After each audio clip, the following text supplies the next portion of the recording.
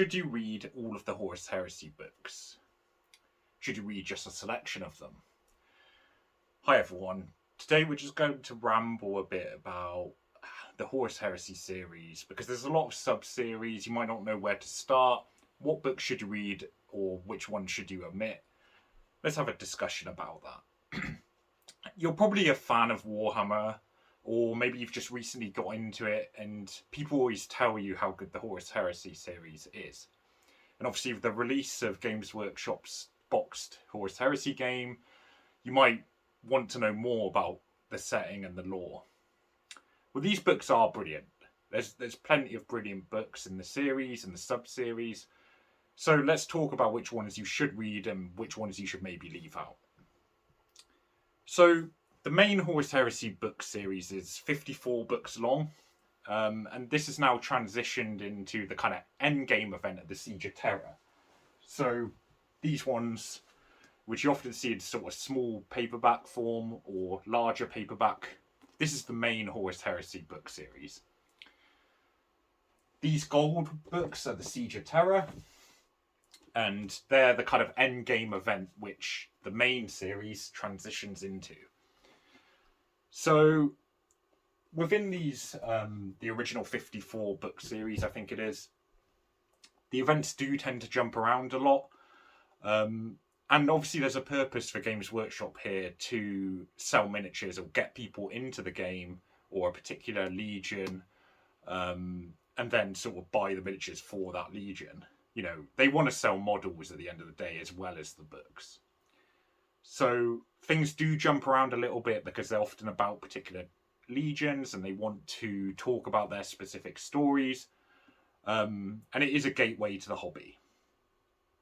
So obviously, from a story standpoint, that's not necessarily bad. It just means that it's not always exactly chronological. Although roughly and broadly, most of the books tend to progress. Obviously, number 1 is going to be earlier than book 54, but for example, book 12 might be set, before some of the books published before it.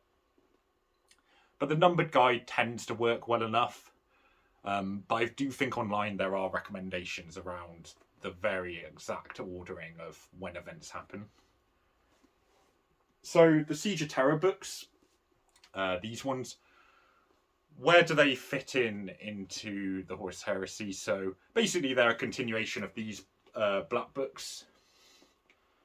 And for the Siege of Terra, the next installment, Echoes of Eternity, is arriving soon, as well as the last book of the series having had its cover shown over the last few days. So there's going to be 2 volumes of that, and it's called The End and the Death. Quite an exciting one, that, obviously.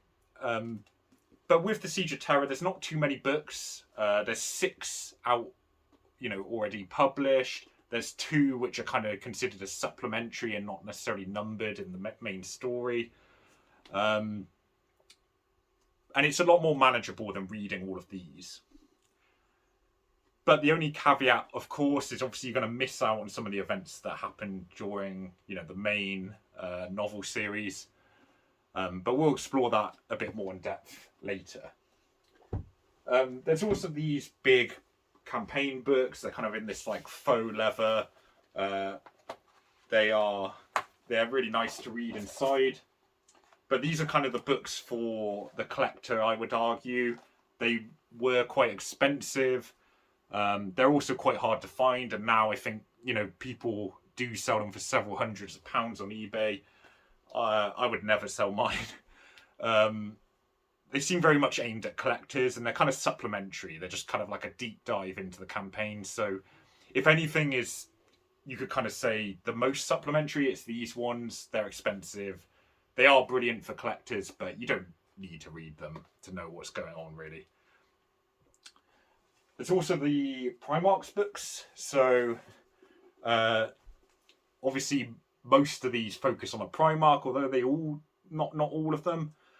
Some focus on a key figure from the Horus Heresy, such as Valdor or Luther. Again, these are kind of supplementary. They're just filling out some of the background of the primarchs and those other figures. But if you have a chosen kind of legion, like a favourite legion that stands out for you, you might want to get their version of these Primarch books. So that is basically pretty much all of the series. There's also like some novellas that have been added, so the kind of number of 54 isn't exact. There's kind of short stories as well, which you could include. But I've tried to just cover like the core themes for the series. So what do I actually recommend? Well, you're going to find it quite difficult and time consuming if you're going to read every single book, and trying to get hold of everything, honestly, is probably a bit of a slog, although, you know, the availability of ebooks for most of the books is probably going to help there if you're okay with that. But it should really depend on your level of enjoyment, obviously, of reading all of these books and the time investment, which is kind of easy for me personally in a way, because I've been into Warhammer for, over 20 years. So I have many of the books already. It kind of makes sense to just pick up, especially for the main series, keep getting them so I have the complete set. When I'm angry, I invoke Khorne. When I'm ill, Nurgle, but let's not go there. I'm really into it, so it was an easy decision for me. But what you should also think about is the alternatives from other sci-fi settings. Warhammer has an amazing background, and one of the best, I would argue, but there's plenty of other good offerings elsewhere. So just solely committing to all of these Horus Heresy books might not be the best decision. Depends what you've explored and if you think other sci-fi settings are as engaging. I think for many, being selective probably makes the most sense. And you probably want to establish a kind of rough idea of which ones and how many to read. Like I said earlier, the numbered order of the chronology kind of fits relatively well. I mean, there's some books I'd probably read out of order if I was starting from scratch, but I don't think it matters, so I'm not going to cover that. So if you're just thinking of reading some, obviously there's the kind of numbered chronology, and I think at least the first four books of the series, are worth reading because they really set the tone for the Horus Heresy. They establish the scene. And so I would always include that in the kind of list that I recommend. And they're all pretty strong. I mean, some people criticise Flight of the Eisenstein, especially in maybe Galaxy in Flames sometimes, I think. But I'd say read all four of these. The other aspect is the narrative of the main Horus Heresy books covers so many different stories and legions and characters. And it's written by so many different authors, right? So there's definitely some weaker entries. For me, Descent of Angels, Battle for the Abyss, and some of the kind of compilation books of short stories are a bit weaker.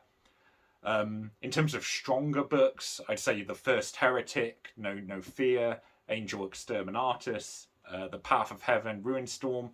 All of those are either quite important or just quite good, I think, or both.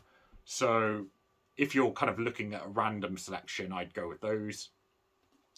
And I've probably omitted some. I'm pretty much going off memory here, so it's obviously subjective.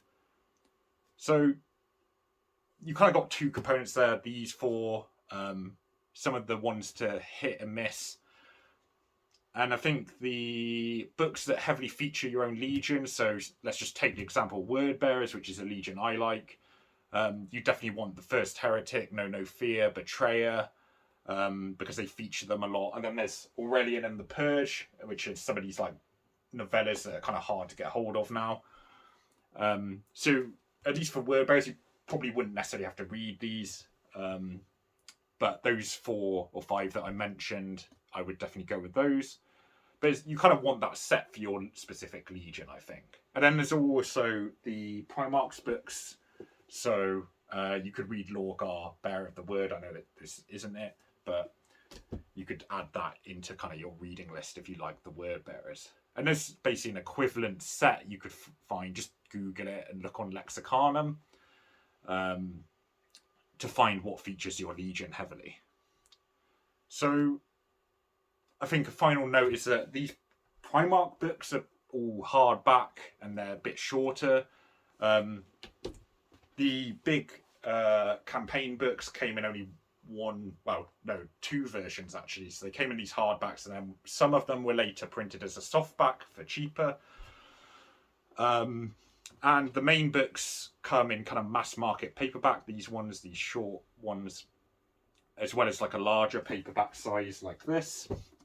And that's the same for the Siege of Terra. But they also come out earlier, both of these sets, as hardbacks. So there's quite a mix of styles there to keep up with. So I hope you found that discussion useful. To summarise, obviously, just read what you want. This is just an opinion video. You do what you do. But I've hoped to give you a bit of like a helpful outline or like a rough sketch of what you might want to do. I would say those 4 books starting off the Horus Heresy, as well as some of the ones that I mentioned, just rewind back, are probably worth reading. And then maybe just add in the ones, for your Primarch from the Primarch series, and the ones that feature your Legion in these. And then maybe you just go to Siege of Terra after that. So that's it.